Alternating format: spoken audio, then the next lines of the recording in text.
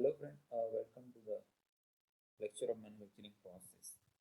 So today we will discuss about the gating system in the mold.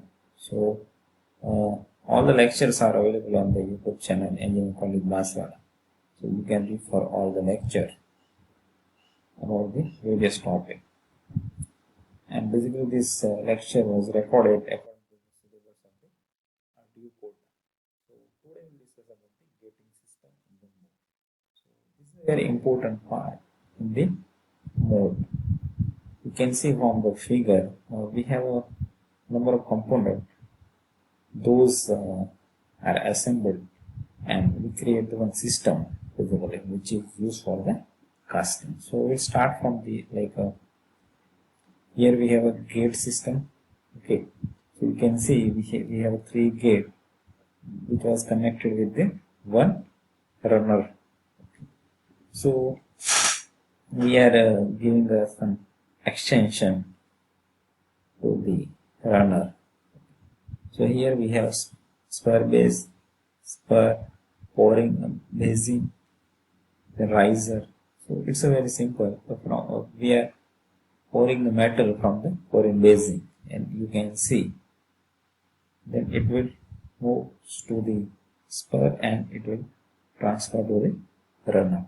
So you can see molten metal will transfer to the runner, then again gate, then to the mold, actually original mold. So the metal will molten metal will fill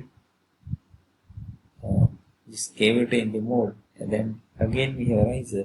So from the riser you can identify that mold is completely filled with the molten metal. Now in the solidification time, it also takes the molten metal from the riser. So it is also act as a reservoir. So we will discuss one by one in the next slide. Like for parts of the gating system, first one is the pouring basin. It is the conical hollow element or tapered hollow vertical portion of the gating system which helps to feed the molten metal initially through the path of the gating system to the mold cave. So here you can see it is very simple. This part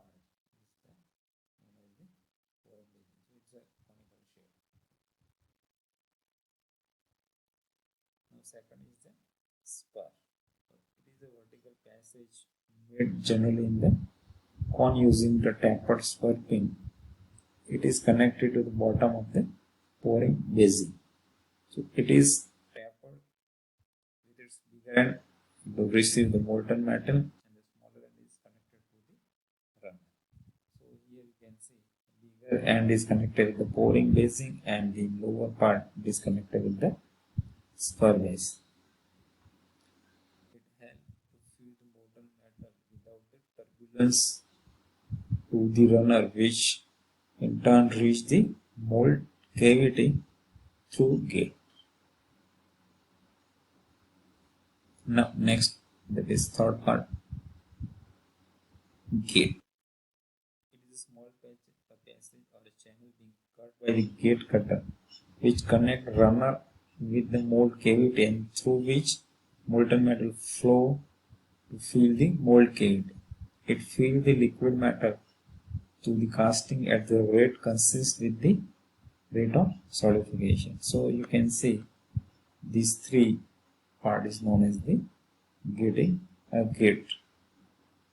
Now fourth one is choke. It is that part of the gating system which possesses the smallest cross section area. In choke system, gates serve as a choke, but in free gating systems, spur serve as a choke. Next one is the fifth one is the runner. It is a channel which connects the spur to the gate for avoiding the turbulence and the gas entrapment. Now sixth one is the riser. The passage in molding sand made in the top portion, that is upper portion of the mold. Molten metal rises in after filling the mold cavity completely, The molten metal in the riser compensates the shrinkage during the solidification of the casting, thus avoid the shrinkage defect in the casting. As we have discussed earlier, the riser acts as a reservoir, so it supply the molten metal as the solidification start, because during solidification the component will start to contract or shrinkage will start after solidification. So at that time the riser will supply the material, so it will compensate the shrinkage. It also permits the escape of air and mold gases. It promotes directional solidification. So riser also help to relieve the gas from the mold cavity or air which is already trapped in the mold cavity. So here you will get the defect-free casting. Okay. And also one important thing, it also promotes the directional solidification. So distortion of the casting can be minimized if we do the directional solidification. Now seventh one, the chaplets. Basically it is used to support the core. Chaplets are made metal distance pieces inserted in the mold either to prevent shifting of the mold or locate core surface. The distance pieces in the form of chaplet are made of the parent metal of which the casting is. Okay. This main objective is to impart a good alignment of mold and core surface and to achieve directional solidification. Its main objective is to impart good alignment of the mold and the core surfaces and to achieve directional solidification. So you can see here we have used the chaplet in between its cavity. In the center it is sand core. So basically it is used to support the core, so you can create the cavity. Okay. So these are the different shapes of the chaplet. Those are used for the sand core support. Okay. Here you can see as we fill the molten metal, it will goes at the outer surface, and again you can see when we fill the molten metal, it will goes around this area, and after solidification you will get the hollow.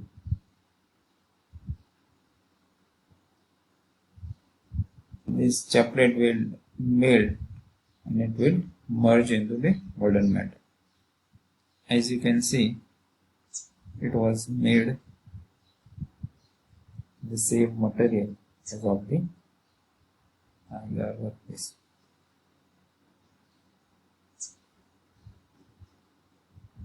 So here you can see we have a core at the center and it was supported by the help of the chaplet.